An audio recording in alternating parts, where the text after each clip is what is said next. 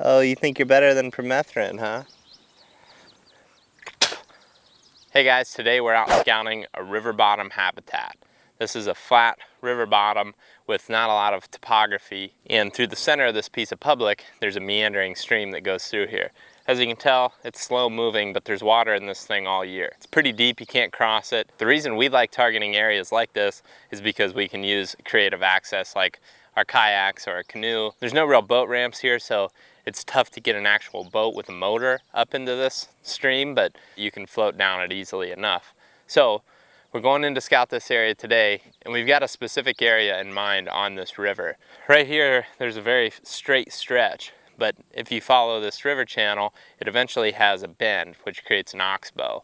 An oxbow is just a horseshoe-shaped bend in the river, and a lot of times on the inside of those horseshoes, there's a lot of bedding that takes place right up against the river. So that's where we're headed. That's the first place that we targeted on the map. It has a lot of diversity. As you can tell, on one side we've got hardwoods, and on the other we've got a mix of canary grass, locust trees, willows. There's lots of different habitat types out there. So these are the type of areas that we're targeting. That's why we're targeting these areas. So we're just gonna head back there and we'll tell you what we find along the way.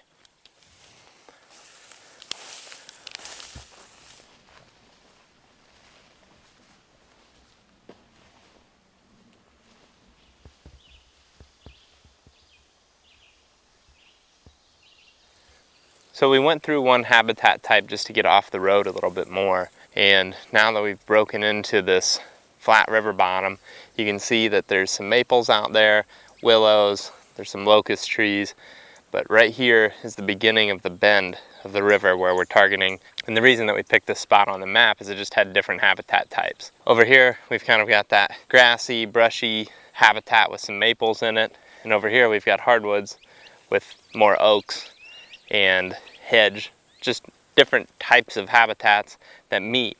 But we are expecting the deer to be bedded closer to the river just because that's an easy water source for them. So we're going to follow this river, kind of get back here on this bend, try to find some beds.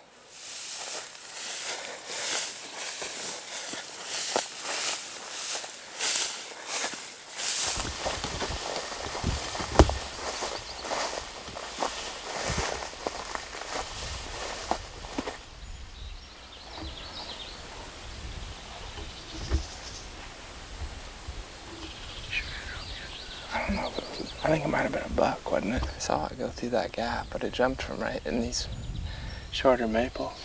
They're just following the deer trail back along this river. We heard a deer get up right in these maple trees that are a little bit shorter right here. I'm sure there's going to be more beds throughout the whole thing because we're just now starting to get into the cover.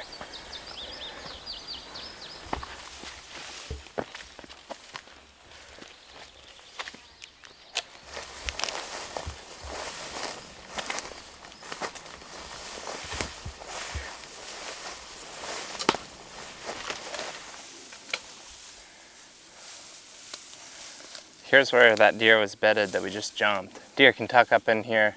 It's got plenty of cover from the sun.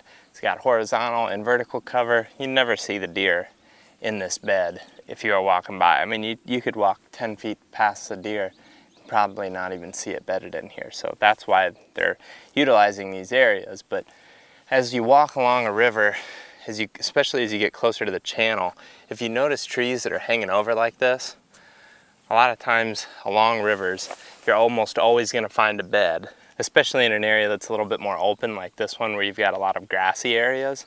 If you find isolated trees, a lot of times that's where those beds are going to be. This is one example of probably many that we're going to find through here, but we're just going to keep scouting our way along, try to find where we find the highest concentration of beds, and then see how we can get close to set up around those beds. It's good to know one was here though now, and if you follow out where Ted is standing, the exit trail out of this bed leads right to one of the main reasons why the deer would bed along the river, and that is the water source. The trail goes right down to that water. Deer can walk down here, get a drink, pop right back up into the bed. But other examples of beds that we can see just from this spot, up here on our side of the river, there's another patch of maples that's got that horizontal and vertical cover. across the river right there, there's another maple. It's got the same thing. It's kind of got a canopy there that the deer can tuck up under and get away from the sun and just hide from any eyes that are looking for them. We're just sticking close to the river for now, following any trails that go into these patches of cover that we think the deer might be bedded in. So I just found another bed, and unlike the other one that we just walked from, this one is not being used currently, but we can tell it's been used because if you look at these younger maples, there's all these old scarred spots where bucks have rubbed in the past. This one and this one being a little bit more recent, but right here is the bed. And we're pretty much at the deepest point of this oxbow. So within that horseshoe, we're in the furthest part away from, I guess, the main land that you can be. Some of the reasons that deer end up bedding in these oxbows, most of your predators, your hunters, they're coming in by land. So if a deer is bedded here with the river beside him, he knows that no predators, for the most part, are going to be coming this direction. That river is pretty deep, and the river is only 15 yards over there. So if anything tries to come across it, he's likely going to hear them. With the wind coming from the mainland, he's going to be able to smell anything and probably hear anything coming from the direction of the mainland as well. So when you're coming in here and you're looking for these bedding areas and you want to be sure that there's bucks bedding in them, look for the historic sign. Don't necessarily base everything off of where you jump deer in the summer. Look for spots that have rubs, scrapes, heavy trails leading out of them that you know the deer are using during the fall.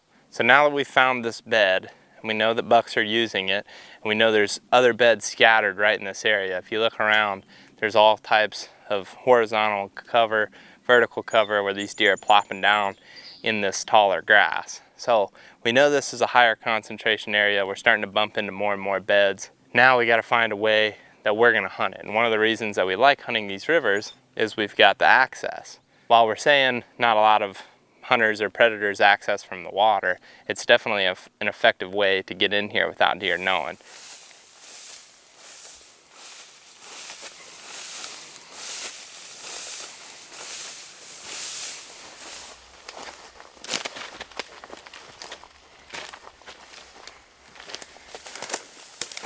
All these trees right here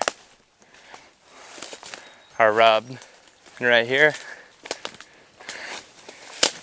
is a bed right there. So we just came probably 50 yards from that other buck bed, and now there's another one here.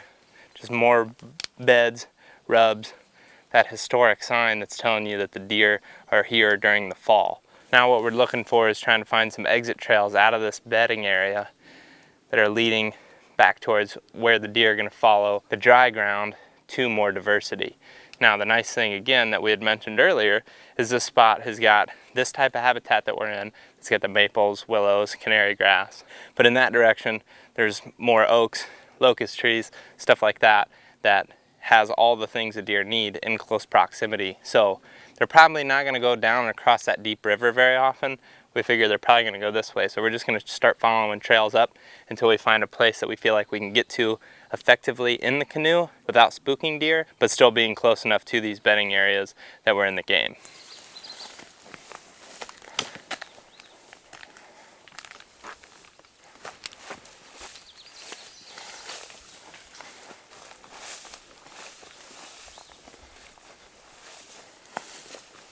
So we just followed this trail right along the river from those beds that are on the oxbow, and we just found this maple tree right here that's just off the riverbank, probably 10 yards from the trail that's leading right back to those beds.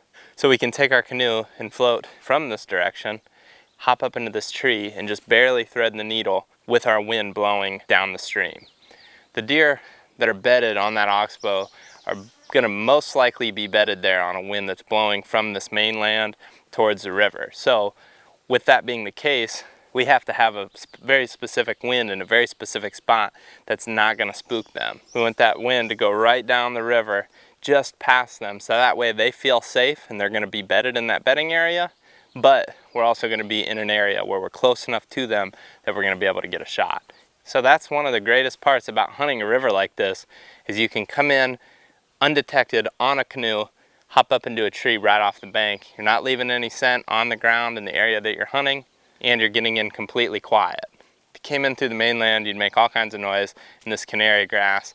So you could see we were walking through a bunch of downed maples and stuff that would make a bunch of noise. So you'd have a heck of a time getting in close enough to these deer to catch them moving during daylight on foot. But if you take advantage of the water access, you can get in here undetected.